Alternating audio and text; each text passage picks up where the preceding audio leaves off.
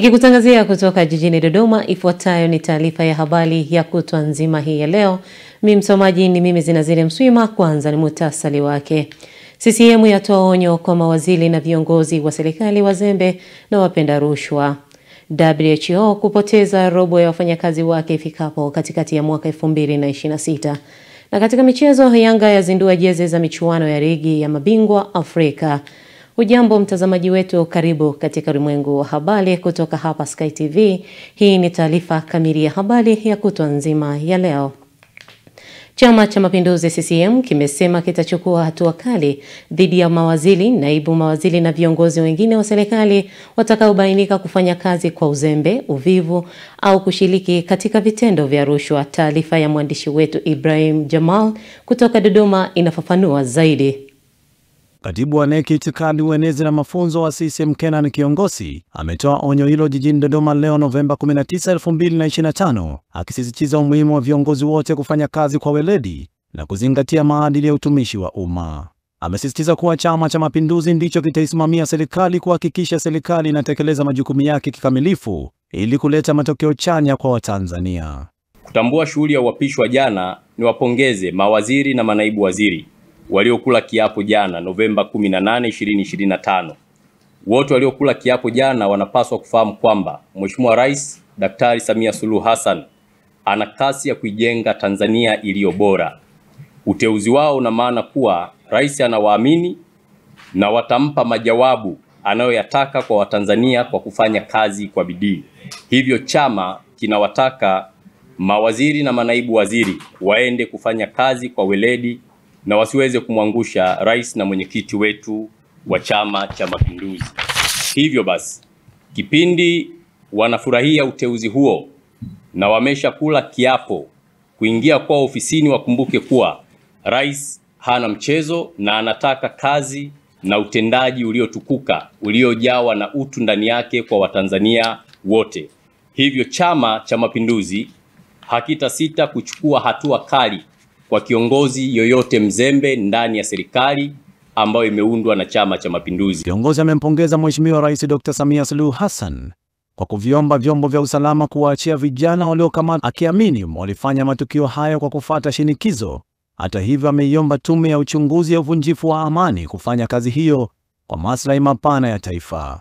Hotuba ya Rais Samia Suluhu katika uzinduzi wa Bunge la 13 ni hotuba ya msamaha na huruma, kwa kuwa Mheshimiwa Rais aliviomba vyombo vya sheria, hususan ofisi ya mwendesha mashtaka DPP, kuwasamehe vijana waliofanya vurugu Oktoba 29, 2025, siku ya uchaguzi mkuu, kwa huruma. Mheshimiwa Rais Samia Suluhu Hassan anaamini kuwa miongoni mwa vijana waliofanya hivyo walifanya kwa kufuata mkumbo. Hivyo kama mama, kama mlezi wa taifa na kiongozi mkuu wa nchi, ameweza kuwa na moyo wa huruma kwa kuweza kuruhusu hilo lifanyike. Tunakumbuka kwamba Mheshimiwa Rais na Amiri Jeshi Mkuu Dr. Samia Suluhu Hassan ameweza kuunda tume ya uchunguzi kama alivyoahidi katika hotuba yake ya uzinduzi wa Bunge la 13. Tume ya uchunguzi wa uvunjifu wa amani uliotokea Oktoba 29 kama alivyoweza kuelekeza, na tumeona jana kwamba kuna wajumbe ambao wameteuliwa. Hivyo tunawaomba makamishna wa tume hiyo wakiongozwa na Jaji Mkuu mstaafu ndugu Mohamed Chande Othman waifanye kazi hiyo kwa maslahi mapana ya taifa kwa uadilifu na uzalendo, na watoe majawabu ambayo yataweza na yatawezesha safari njema ya kuijenga Tanzania iliyo njema, yenye maelewano na amani pamoja na utulivu. Aidha, kiongozi amewataka Watanzania wote kuendelea kulinda amani, umoja na mshikamano wa taifa, akisema hakuna nchi nyingine ya kukimbilia endapo amani ya Tanzania itapotea. Muda wote tumekuwa tukisisitiza kwamba kila Mtanzania tunamuomba aweze kulinda amani ya nchi yetu. Taifa hili ni la kwetu. Tanzania hii ni ya kwetu. Na sisi wote tulioko hapa, waandishi wa habari, kwamba nchi hii ikiharibika hatuna nchi nyingine. Wajibu wa kuilinda ni wa kwetu sote. Kwa hiyo tudumishe umoja, upendo na mshikamano wa taifa hili. Tunatambua wako watu ambao hawana nia njema na taifa hili, na tunawafahamu, na wengine wanaonekana. Wapo wengine ambao wanaendesha operation katika mitandao ya kijamii kwa ajili ya kuchochea vurugu, kuchochea machafuko, na wakiwahimiza vijana na baadhi ya Watanzania kwamba waende kuivunja na kuichoma nchi yao kwa mikono yao. Wakati sisi watoto wetu wanaumia, wale wanaotushawishi watoto wao wapo nje ya taifa letu, wanaishi vizuri, wana maisha mazuri. Sisi kama chama ambacho kinasimamia serikali, ni waombe kwa unyenyekevu mkubwa sana wa Tanzania, tulinde amani yetu, tulinde taifa letu, na tuwapuuze na kuwakataa wale wanaochochea vurugu ndani ya Tanzania hii. Kutoka katika ukumbi wa mikutano wa Jakaya Mrisho Kikwete, Ibrahim Jamali, Sky TV, Dodoma. Tusalie hapa mkoani Dodoma. Jeshi la polisi mkoa wa Dodoma linaendelea kuwasaka waliohusika na mauaji ya mshereheshaji na mchekeshaji maarufu Emmanuel Matias anayejulikana kama MC Pilipili. Maliango Mugeta na ripoti kamili.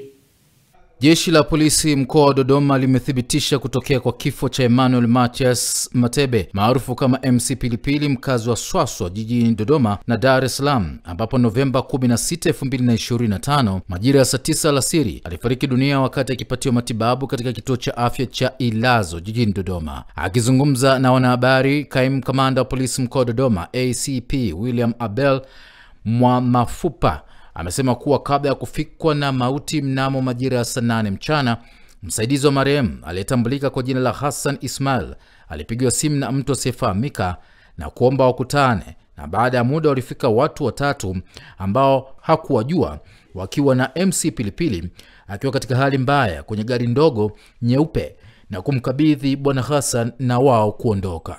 Kamishna msaidizi wa polisi Mwamafupa, kaimu RPC mkoa wa Dodoma. Taarifa kwa umma. Jeshi la polisi mkoa wa Dodoma linadhibitisha kutokea kifo cha Emmanuel Matias Matebe maarufu kama MC Pilipili, mkazi wa Swaswa jijini Dodoma na Dar es Salaam, ambapo Novemba 16, 2025 majira ya saa 9 mchana marehemu alifariki katika kituo cha afya Ilazo kilichopo Dodoma.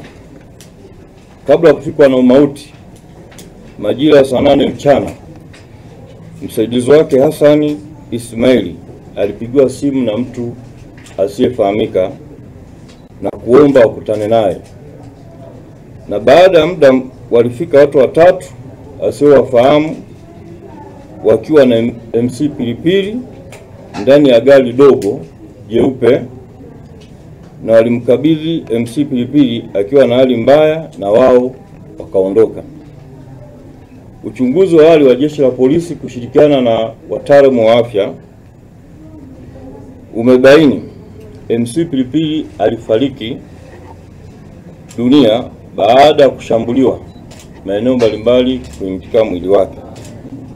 Jeshi la polisi linaendelea kufanya uchunguzi kubaini wale wote waliohusika na tukio hili. Mara baada ya kuwapata, taratibu za kisheria zitaendelea dhidi yao. Uchunguzi wa awali uliofanywa na wataalamu wa afya umebaini kuwa marehemu alishambuliwa sehemu mbalimbali za mwili wake. Jeshi la polisi linaendelea na uchunguzi kuhusu tukio hilo. Maliango Mugeta, Sky TV, Dodoma. Asante Maliango Mugeta kwa ufafanuzi wa taarifa hiyo. Baraza la vyama la siasa nchini limewataka vijana kuepuka vishawishi vinavyoweza kusababisha uvunjifu wa amani, likiwasihi kuwa na subira kwa kuwa madai yao na changamoto zao zimeanza kushughulikiwa na serikali. Nola Damian na undani wa taarifa hii. Akizungumza leo Novemba 19, 2025 na vyombo vya habari jijini Dar es Salaam, mwenyekiti wa baraza hilo ambaye pia ni mwenyekiti wa chama cha ADA TADEA, Juma Ali Atibu, amesema vurugu zilizotokea wakati wa uchaguzi mkuu zimelitia doa taifa, hivyo vijana waepuke kufanya uchochezi kwa kuwa taifa linawategemea. Tumeona kwamba tutoe nasaha kwa vijana wetu wa Tanzania waepukane na hii michepuko ya kuhamasishwa suala la uvunjifu wa amani, kwamba washiriki maandamano si jambo jema, si jambo zuri. Tulifadhaika sana na haya yaliyotokezea kwa nchi yetu, kwa taifa letu. Tumeingia doa, tumechafuka, na hata rais jana alisema. Kwa hivyo mimi niwaombe vijana wawe na subira, wawe wastamilivu. Tayari Mheshimiwa Rais ameshaunda kamati ile tumeona jana ambao itachunguza Na mimi niseme tu kwamba vijana, madai yenu au changamoto zenu, nadhani Mheshimiwa Rais kashaanza kuchukua hatua. Ametoa hotuba pale bungeni na amechagua waziri kijana mwenzao. Kwa hivyo chonde wazee tuseme na watoto wetu, tuwakataze watoto wetu wasishiriki maandamano mengine yoyote. Na vijana ni waombe wawe wastahimilivu, wawe na subira. Nadhani taifa linawategemea wao. Kwa hivyo tuepukane na uchochezi wowote wa maandamano. Sisi wa Tanzania, hasa vijana, tuna kila haki na sababu ya kulinda miundombinu yetu na rasilimali zetu. Kuna nchi ambazo kwa hawajafikia maendeleo haya tulionayo sisi kama Watanzania, na tuilinde amani yetu. Amani ikitoweka basi haichagui mtu. Tuliona alotokezea hivi karibuni kuanzia tarehe 29. Watu walikwama, maisha hayakuwa mazuri. Kwa upande wake, Katibu Mkuu wa ADA TADEA Saleh Msumari amesema wanatarajia kufanya tathmini ya uchaguzi mkuu kujua wapi walikokosea, kwa kuwa chama hicho hakikupata mbunge wala diwani. Baada ya uchaguzi tutaunda kamati ndogo ambayo inafanya tathmini ya uchaguzi ndani ya chama chetu, kwamba uchaguzi ulikuwaje na matokeo yetu, je, tumelizika nayo ama vipi, na nini kilitokea kwenye uchaguzi tukakosa. Chama chetu hakikupata mbunge, diwani wala rais. Kwa hiyo kuna kamati ambayo inafanya hiyo kazi ya kufanya tathmini, ni wapi tulikosea, wapi tuliteleza, na baadaye italeta mapendekezo kwenye chama. Maana baada ya uchaguzi tunajiandaa kwa uchaguzi mwingine. Kutoka Dar es Salaam, Nora Damian, Sky TV. Mtazamaji, unatazama Ulimwengu wa Habari kutoka hapa Sky TV. Tulionayo usiku huu: Tanzania yawasilisha mpango wa gridi ya taifa ya maji COP30. Karibu tena mtazamaji, kama ndio kwanza unaungana nasi, hii ni Sky TV na mimi ni Zinazire Mswima. Serikali ya Jamhuri ya Muungano wa Tanzania imewasilisha mpango wa gridi ya taifa ya maji katika mkutano wa 30 wa nchi wanachama wa mkataba wa kukabiliana na mabadiliko ya tabia ya nchi COP30 unaofanyika jijini Belem nchini Brazil. Mindy Joseph na simulizi zaidi. Gridi ya taifa ya maji ni mkakati wa taifa katika dira ya taifa ya maendeleo 2050 katika kuhakikisha kuna kuwa na huduma endelevu ya maji kwa jamii, viwanda, kilimo na mifugo na mazingira katika kukabiliana na mabadiliko ya tabia nchi. Akizungumza wakati wa uzinduzi wa wasilisho hilo, Naibu Katibu Mkuu Muungano, Ofisi ya Makamu wa Rais Bwana Abdalla Hassan Mitawi amesema mpango huo wa gridi ya taifa ya maji utasaidia kutatua changamoto kwa kuwa na vyanzo vya uhakika vya maji kutoka maziwa makuu na mito mikubwa.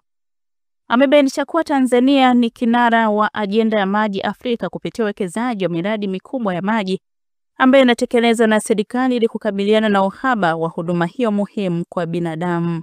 The United Republic of Tanzania is championing the water agenda for Africa through high-level political leadership and enhancing investment in water sectors. It's against this background Tanzania is strategically determined to develop multi-phase mega project confirming the national water grid. The Water Climate Initiative plan to utilize reliable water resource to address water challenges across the countries. The national water grid will catalyze the national climate resilience and social economic transformation through national water security. To this end, we are now seeking to engage relevant stakeholders, development partners, financial institutions, the private sectors, civil society organizations, and climate practitioners through technical and financial collaboration to prepare the national water grid and the initiative of enhancing climate resilience and sustainable livelihood.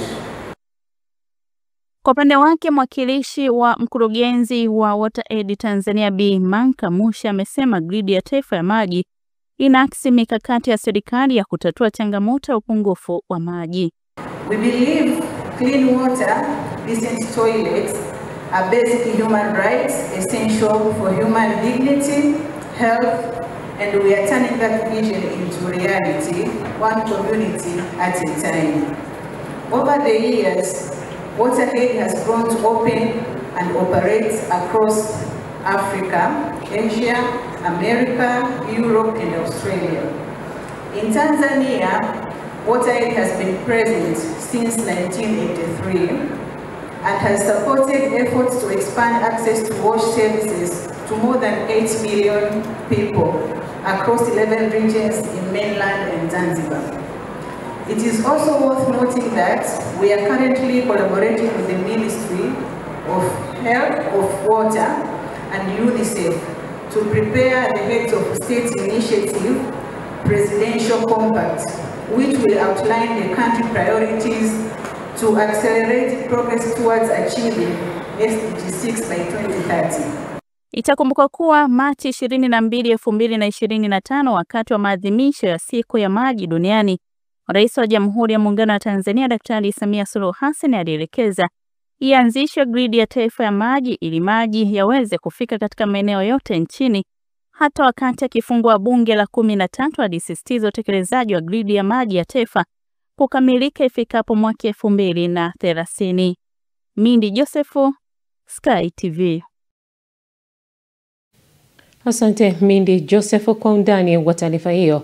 Wananchi waliokuwa wamekabidhiwa mashamba ya kilimo na taasisi ya serikali ya wakala wa mbegu za kilimo ASA wilayani Mbozi mkoani Songwe wametakiwa kuacha mara moja kulima mazao ya chakula katika maeneo hayo baada ya wamiliki harisi kuyahitaji kwa ajili ya shughuli za uzalishaji wa mbegu. Mwandishi wetu John Kiango ana undani wa taarifa kamili.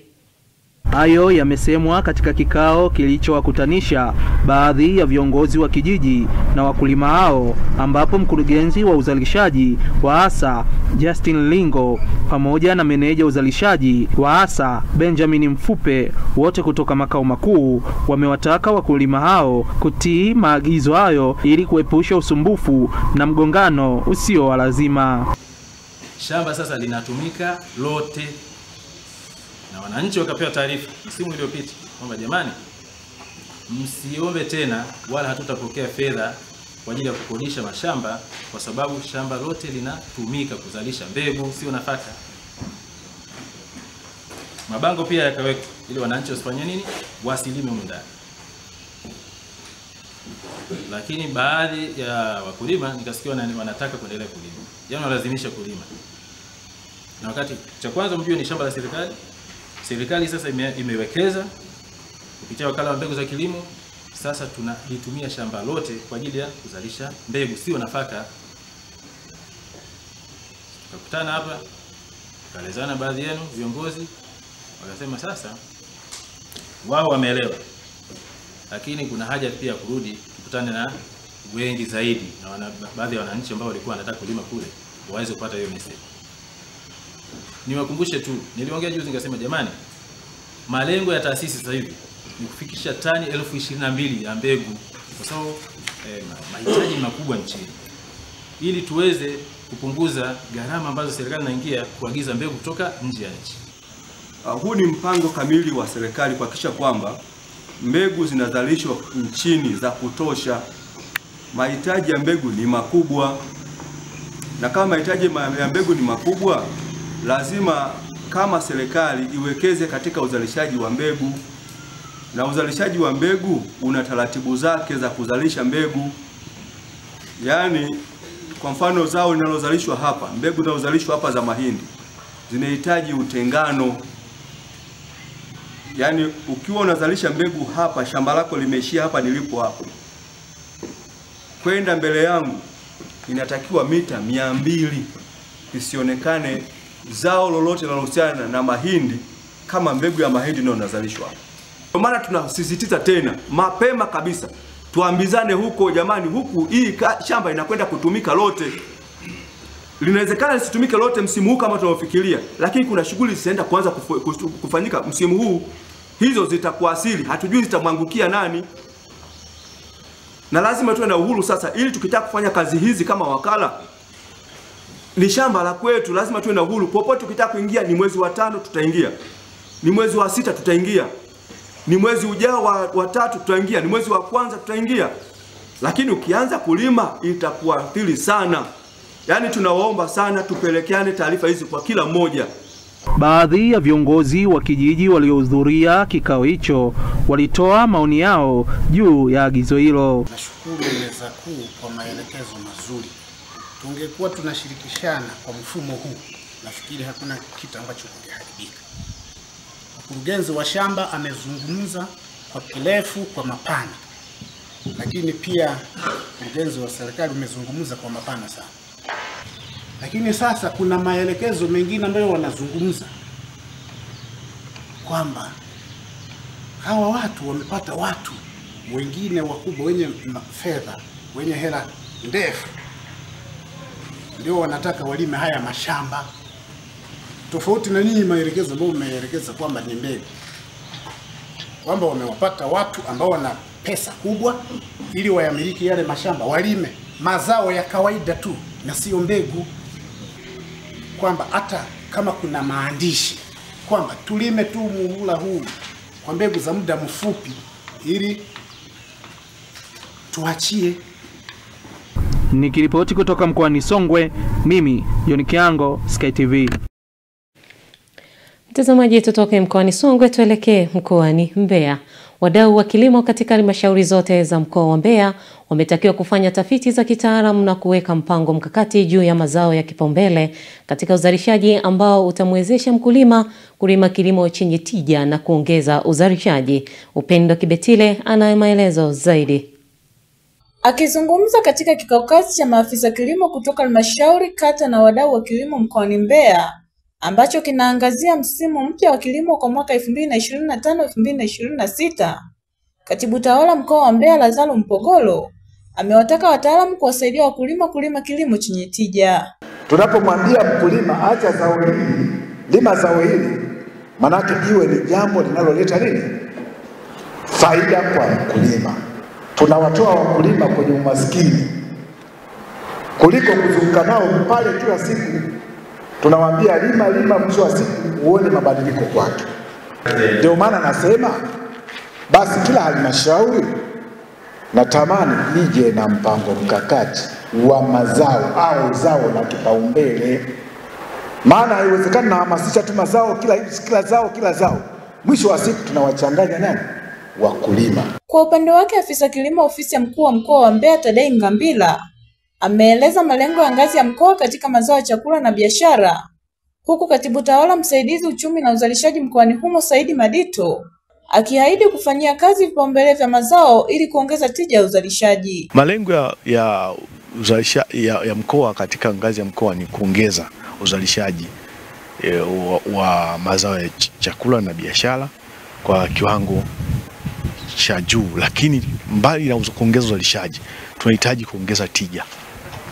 Tija ni jambo la msingi. Unalima eneo dogo lakini unapata kipato kikubwa. Mheshimiwa mgeni rasmi, umekuwa ukitamani sana tamani uione kwenye sekta ya kilimo ikijibu hoja ya matatizo mbalimbali, hususan vipaumbele vya mazao.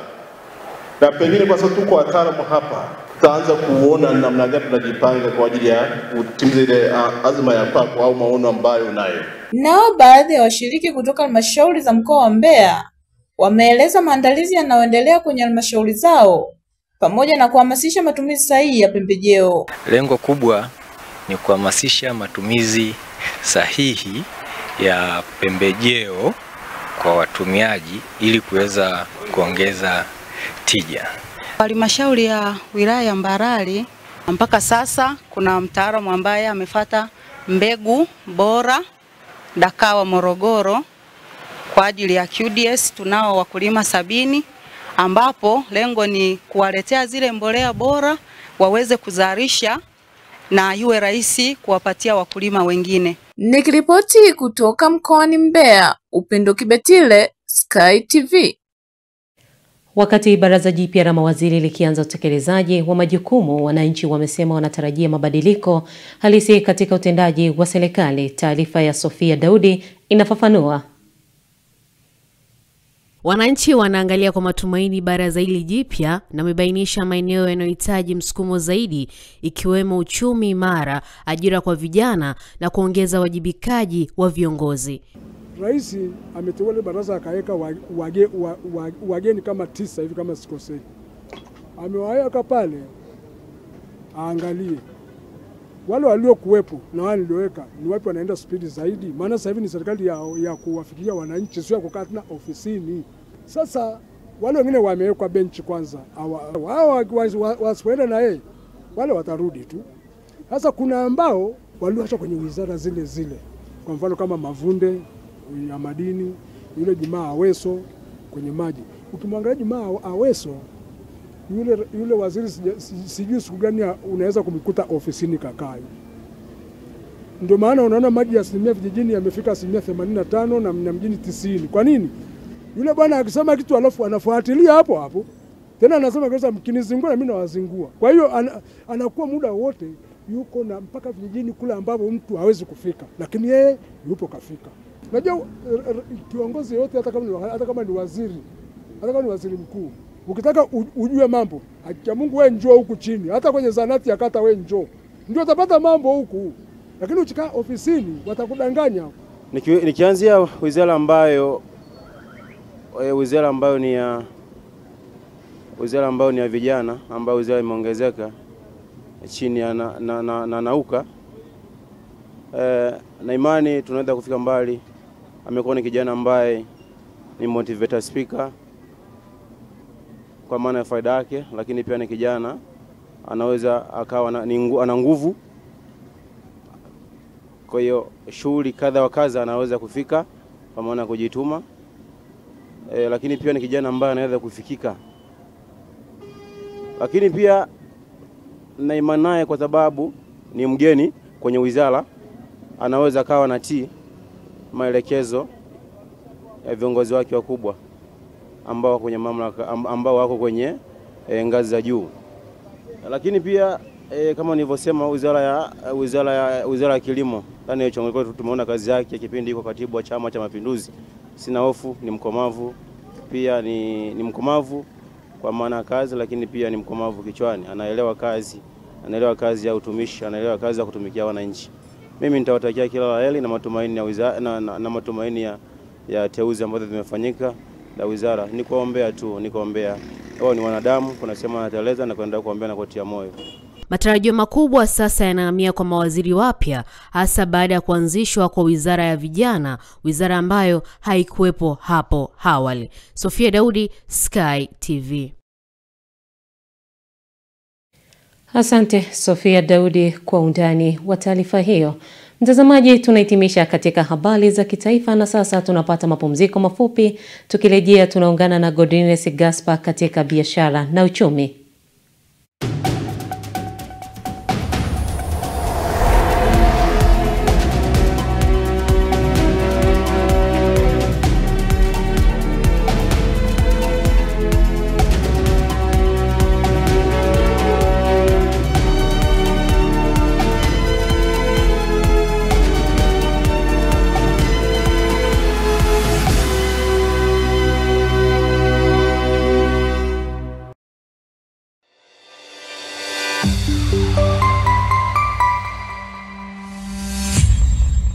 Sky TV.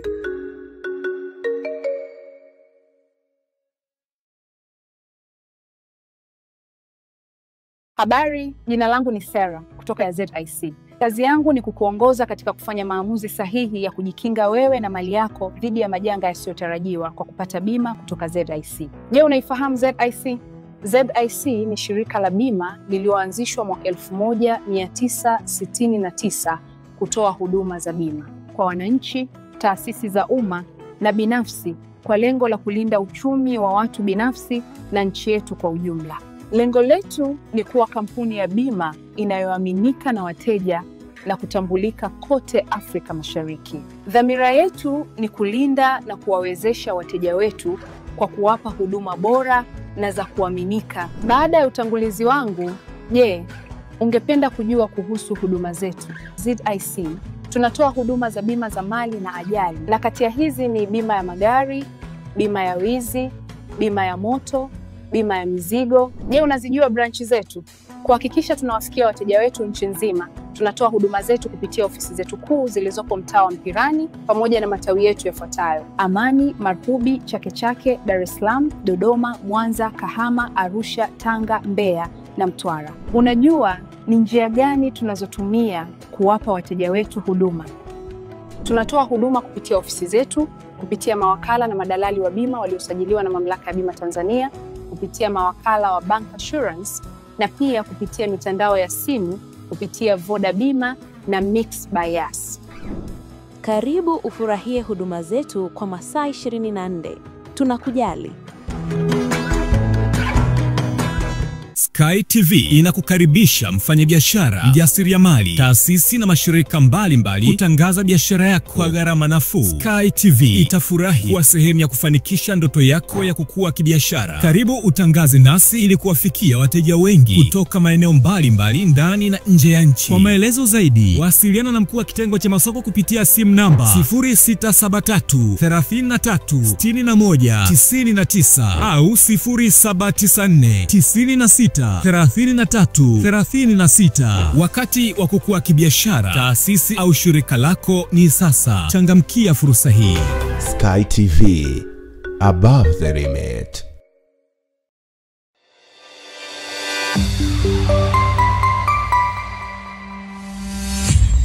Sky TV.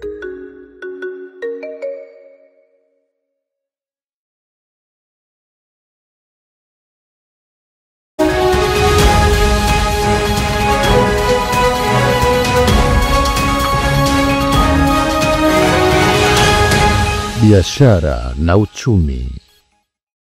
Karibu katika habari za biashara na uchumi. Jina langu ni Godilness Gaspar. Waziri wa Viwanda na Biashara Mheshimiwa Judith Kapinga amewahimiza watumishi wa wizara hiyo kutekeleza majukumu yao kwa ufanisi na kwa kuzingatia matokeo. Ameyasema hayo leo Novemba 19 jijini Dodoma baada ya kuwasili katika wizara hiyo. Amebainisha kuwa juhudi za pamoja zinahitajika ili kuimarisha sekta ya viwanda na biashara ambayo ina mchango mkubwa katika kukuza pato la taifa. Nataka niwahakikishie hatujaja kushughulika na watu. Tumekuja kufanya kazi. Na sekta hii au Wizara ya Viwanda na Biashara, pamoja na kwamba ni wizara ya uratibu, lakini ndio wizara inayopelekea matokeo. Kwa kweli nataka niwaambie ndugu zangu, hakuna kingine chochote Watanzania wanataka zaidi ya matokeo. Yaani Watanzania wanataka matokeo. Tutajenga majengo mengi ya viwanda. Tutajenga infrastructures nyingi. Lakini kama hakuna matokeo, yaani matokeo ni vile watu kufanya kazi, biashara kukua, uchumi kukua, hayo ndio matokeo.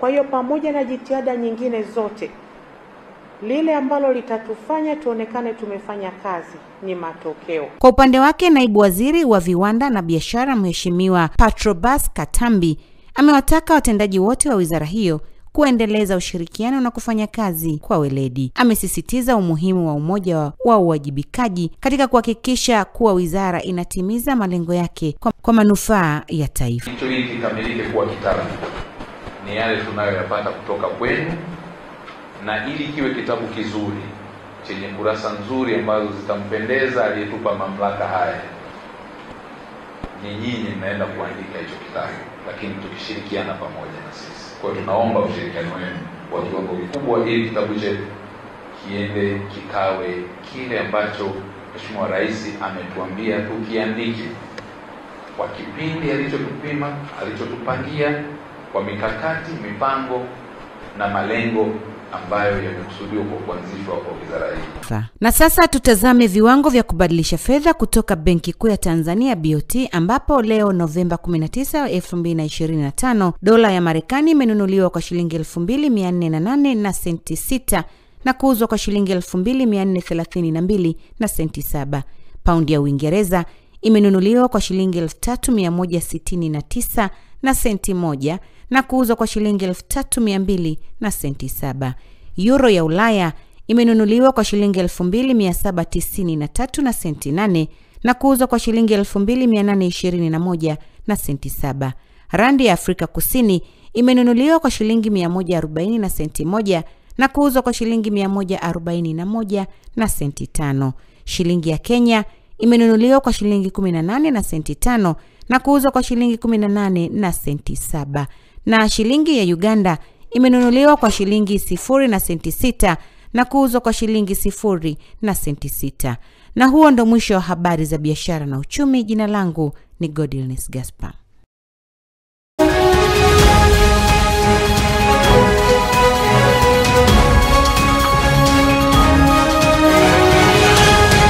Biashara na uchumi.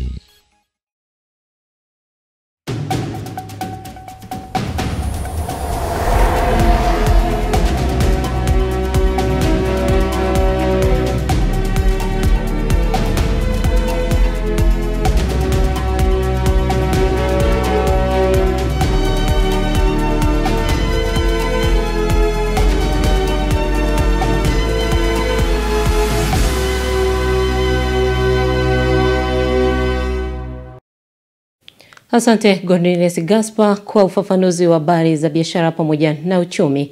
Na moja kwa moja mtazamaji, tunaungana na Pius Jayunga katika mkusanyiko wa habari za kimataifa, ambapo huko kubwa zaidi ni WHO kupoteza robo ya wafanyakazi wake ifikapo katikati ya mwaka 2026.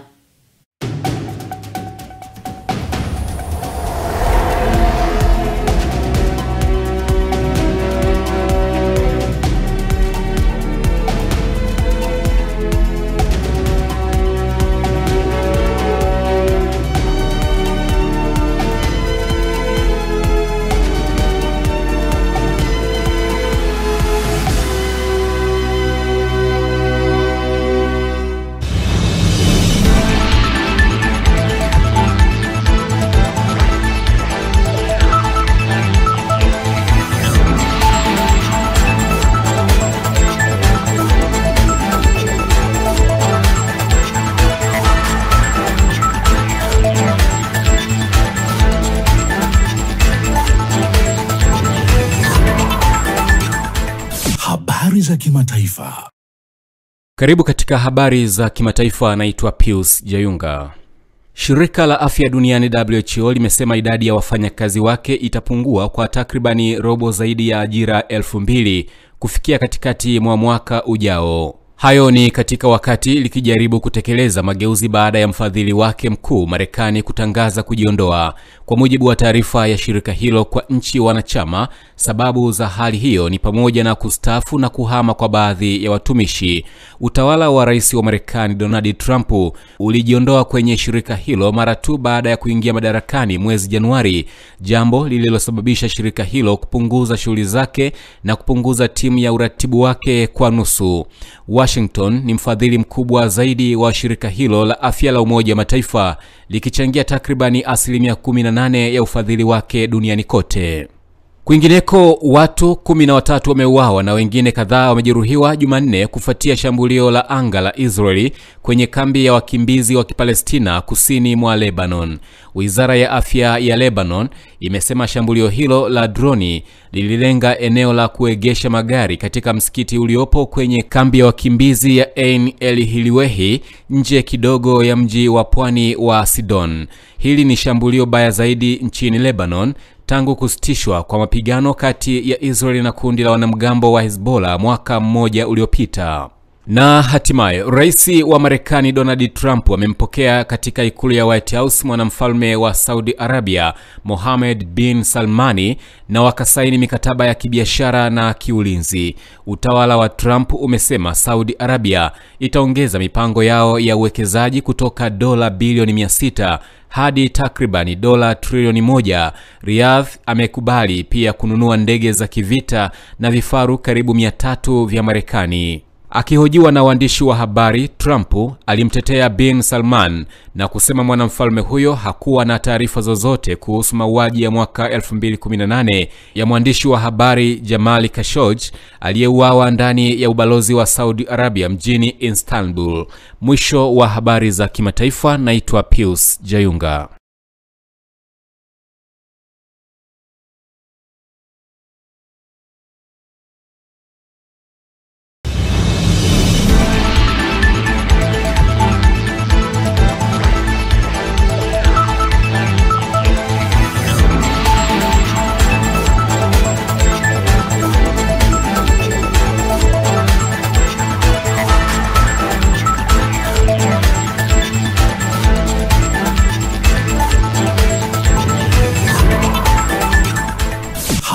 za kimataifa.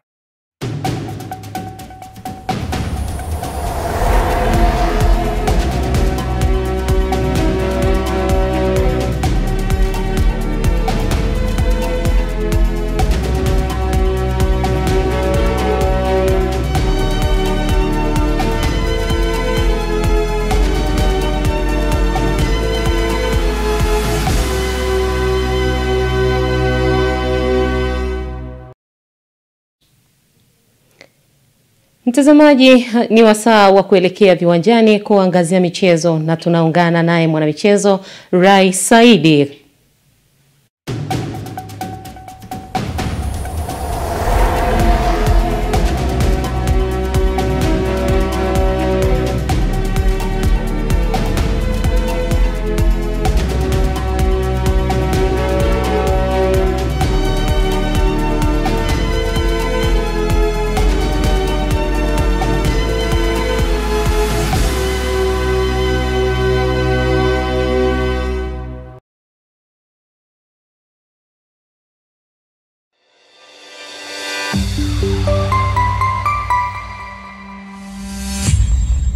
Sky TV.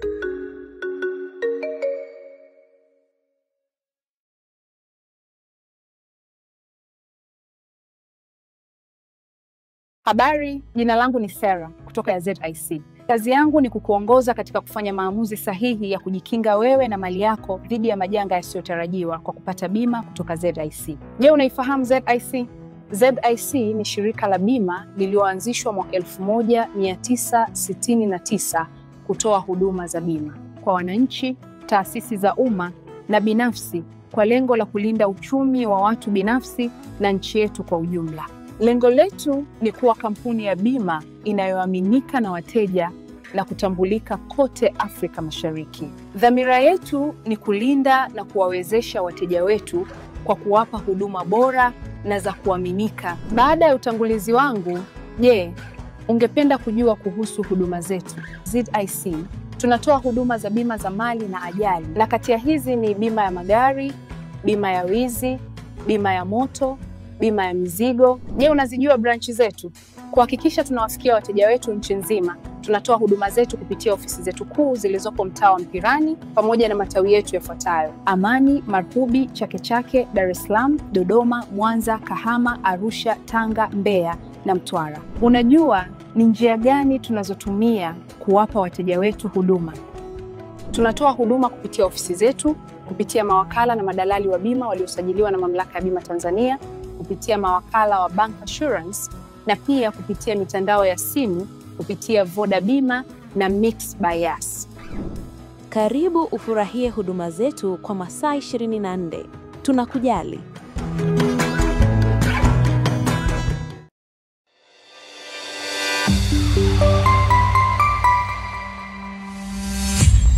Sky TV.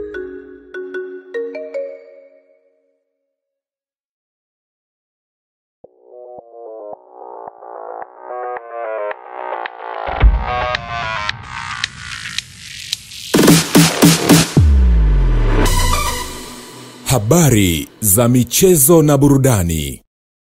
Michezo na burudani inaletwa kwenu na ZIC. Habari za wakati huu, mtazamaji wa Ulimwengu wa Habari. Sasa umefika wasaa wa kuelekea viwanjani kwenda kufahamu taarifa za kimichezo. Tukianzia hapa nyumbani ambapo klabu ya Yanga leo imezindua jezi mpya zitakazotumika katika hatua ya makundi Ligi ya Mabingwa barani Afrika. Klabu ya Yanga katika hatua ya makundi imepangwa kundi B ambapo yupo pamoja na National Ahli ya nchini Misri, FAR Rabat ya Morocco pamoja na JS Kabylie ya Algeria. Klabu hiyo siku ya Jumamosi ya Novemba 22 itashuka dimbani majira ya saa 10 jioni katika dimba la New Amani Complex visiwani Zanzibar kuanza hatua hiyo ya makundi kwa kuzisaka alama 3 dhidi ya AS FAR Rabat kutokea nchini Morocco. Na mshambuliaji wa klabu ya Yanga Clement Mzize atawakilishwa na rais wa klabu hiyo Engineer Harris Saidi ambaye ni mwenyekiti wa ACA katika tuzo za CAF Awards zitakazofanyika usiku wa leo Rabati nchini Morocco, ambapo Clement Mzize anawania tuzo ya goli bora Afrika. Clement Mzize pia hajasafiri baada ya ushauri wa daktari kutokana na upasuaji wa goti ambao alifanyiwa, hivyo hapaswi kusafiri kwa umbali mrefu. Clement Mzize ni mchezaji pekee kutoka Tanzania ambaye amesalia hadi hatua ya mwisho kwenye tuzo za CAF. Engineer Harry Saidi yupo nchini Morocco Rabat katika shughuli zake kama mwenyekiti wa chama cha vilabu Afrika ACA. Kwingineko ni klabu ya wekundu wa Msimbazi Simba yenye inatarajia kucheza mchezo wake wa kwanza wa hatua ya makundi ligi ya mabingwa barani Afrika dhidi ya Petro Atletico de Luanda katika uwanja wa Benjamin Mkapa siku ya Jumapili ya Novemba 23, ambapo mchezo huo utapigwa majira ya saa 10 jioni. Meneja habari na mawasiliano wa klabu ya Simba Ahmed Ali amesema Petro de Luanda atake asitake atakufa pale Benjamin Mkapa. Lakini pia Ahmed Ali amesema hayo wakati wa ufunguzi wa hamasa ambao ulifanyika Chanika jijini Dar es Salaam, ambapo amesisitiza Petro hata afanye nini hawezi kushinda mechi hiyo. Huku pia amewasisitiza mashabiki wa klabu hiyo kuweza kununua tiketi ili kuujaza uwanja wa Benjamin Mkapa. Gumu vipi? Hata ajikaze vipi? Hata tusumbue vipi? Lakini kifo ni halali yake siku ya Jumapili. Atake asitake, kifo ni halali yake siku ya Jumapili. Apende asipende, ataachia alama 3 siku ya Jumapili. Abane aachie, ataachia alama 3 siku ya Jumapili. Twendeni Benjamin Mkapa ndugu zangu wana Simba, twendeni tukachukue alama 3. Pamoja na ubora wa timu yetu tuliokuwa nao na maandalizi makubwa yanayofanyika kiufundi kuelekea katika mchezo huo, mipango yote ambayo inafanywa na viongozi wetu kuelekea katika mchezo huo, lakini nguvu yetu ambayo tunaitegemea Jumapili itupe ushindi siku hiyo, nguvu yetu, silaha yetu ni ninyi wanasimba wa hapa Zingiziwa, ni ninyi wanasimba kutoka sehemu mbalimbali. Uwepo wenu Benjamin Mkapa na tena uwepo wenu kwa wingi wenu ni silaha namba 1 ya Simba kupata matokeo siku hiyo. Kwa hiyo mwana Simba, Jumapili ya tarehe 23, ukichagua kubaki Zingiziwa, maana yake umechagua kuihujumu Simba Sports Club. Maana yake umechagua kutoitumia silaha yako ya kuwepo Benjamin Mkapa siku hiyo. Maana yake umechagua Simba ifeli siku hiyo. Na sidhani na wala sioni kama kuna mwana Simba yote hapa yuko tayari kuiona Simba yake inafeli. Kila mwana Simba anaitakia mema Simba yake, na kuitakia mema kwa vitendo Simba yako ni kuja uwanjani siku ya Jumapili. Nunua tiketi yako mwana Simba, fanya unachoweza, kopa, omba, nunua tiketi yako Jumapili, njoo Benjamin Mkapa. Asibaki mtu siku hiyo, siku ya Jumapili.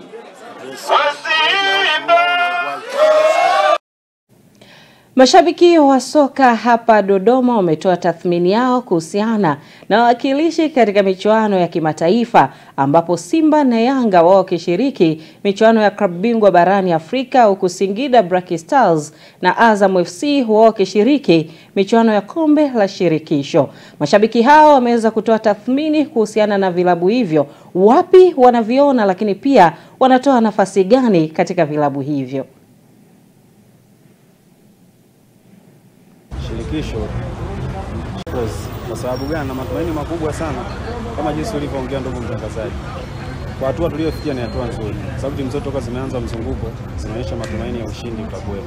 Na so in short tunaziombea mafanikio mema huko tunapoenda, naamini kwa 100% tutafanya mabadiliko. Hususan hapo mwanzo nikasema shirikisho ninakubali, kwa sababu hata uongozi wao jinsi walivyo wale watu wanapeleka ile klabu na kwa nzuri zaidi. Kwa majina naitwa Emmanuel Chawala, ni mkazi wa Majengo. Ningependa kuzungumzia kidogo kuhusu klabu zetu za hapa Tanzania, kwa namna ambavyo zimeonyesha mwelekeo mzuri kuelekea kwenye haya mashindano makubwa. Kusema kweli mimi naona timu zetu zinafanya vizuri kwa msimu huu. Tukiachana na timu zote hizi kubwa, Yanga, Simba, zote naona ziko katika mfumo mzuri kwa sababu zote zimeingia kwenye makundi mazuri. Zinakwenda kupambania hii siku ya Jumamosi. Naamini zitafanya vizuri na naamini zitafika mbali. Kwa hiyo mimi kiufupi nasema timu zetu zimekuwa bora, usajili pia msimu huu umekuwa mzuri ambao tunaona kwa namna fulani zinatupa matumaini na moyo. Kwa hiyo kila laheri, mimi nazitakia ushindi mwema na kila kitu. Wachezaji wamekuwa na morali, wameonyesha ukomavu, wachezaji pia wakaweza kwenda kwenye hatua ya makundi. Hali na wachezaji ni wanadamu kama wanadamu kama walivyo, lakini pia naiona ambaye anaweza kuleta changamoto ni Farabati, lakini bado hawezi kuleta changamoto kwa ukubwa. Naomba niwatakie kila laheri Yanga. Kimataifa, kwenye sherehe za utoaji wa tuzo za mchezaji bora wa kiume barani Afrika ambazo zitafanyika nchini Morocco usiku huu katika mji wa Rabat, kutakuwa na vita ya wachezaji watatu ambao walikuwa na msimu mzuri wa kiuchezaji katika msimu wa 24-25. Vita hiyo itahusisha nahodha wa kikosi cha timu ya taifa ya Misri ambaye anakipiga katika klabu ya Liverpool ya pale nchini Uingereza, Mohamed Salah, nahodha wa timu ya taifa ya Morocco anayekipiga katika klabu ya Paris Saint-Germain, Achraf Hakimi, lakini pia mshambuliaji wa klabu ya Galatasaray ya nchini Uturuki, raia wa Nigeria Victor Osimhen. Na tukielekea katika mchezo wa mpira wa kikapu nchini Marekani maarufu NBA, LeBron James aliashiria kurejea kwake kutoka kuwa majeruhi Jumanne usiku alipoisaidia Los Angeles Lakers kushinda vikapu 140 kwa vikapu 125 dhidi ya Utah Jazz. King James alikuwa amekosekana katika mechi 14 za ufunguzi za Lakers msimu huu kutokana na matatizo hayo, lakini akarejea kwa pambano hilo lililopigwa Crypto.com Arena. Nyota huyo mwenye umri wa miaka 40 alifunga pointi 11, akitoa pasi 12 pamoja na rebounds 3. Kwa kurejea kwake dimbani siku ya Jumanne, James aliweka rekodi ya NBA kwa misimu mingi zaidi ambayo alicheza, ambayo ni 23, na kuipita rekodi iliyokuwa ikishikiliwa na Vince Carter. Taarifa hiyo inatufikisha mwisho wa habari za michezo na burudani. Zinazile Mswima yupo tayari kukamilisha ulimwengu wa habari.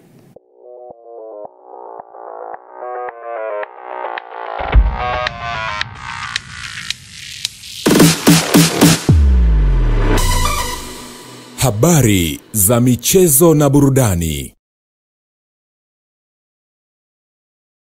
Michezo na burudani imeletwa kwenu na ZIC.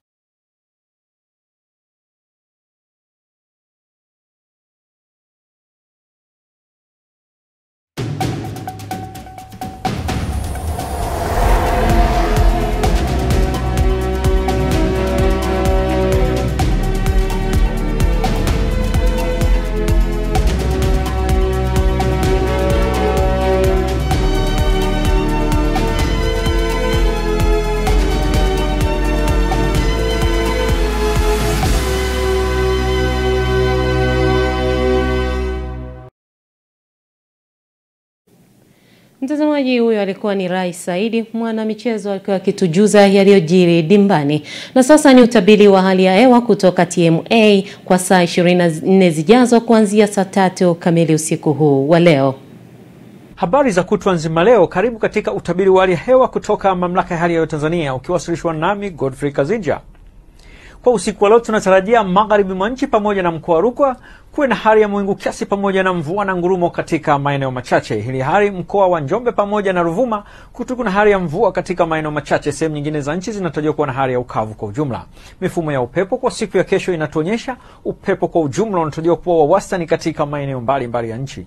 Huku mtawanyiko wa viashiria vya mvua ni katika baadhi ya maeneo ya nchi, hususan maeneo ya ukanda wa Victoria, magharibi mwa nchi kuelekea maeneo ya nyanda za juu kusini magharibi. Huku Mamlaka ya Hali ya Hewa Tanzania ikitoa angalizo la matarajio kuwa na vipindi fupi vya uwepo wa mvua kubwa hususan katika mkoa wa Njombe pamoja na mkoa wa Ruvuma. Ni vyema mkazi wa maeneo husika kuwa makini na angalizo hilo.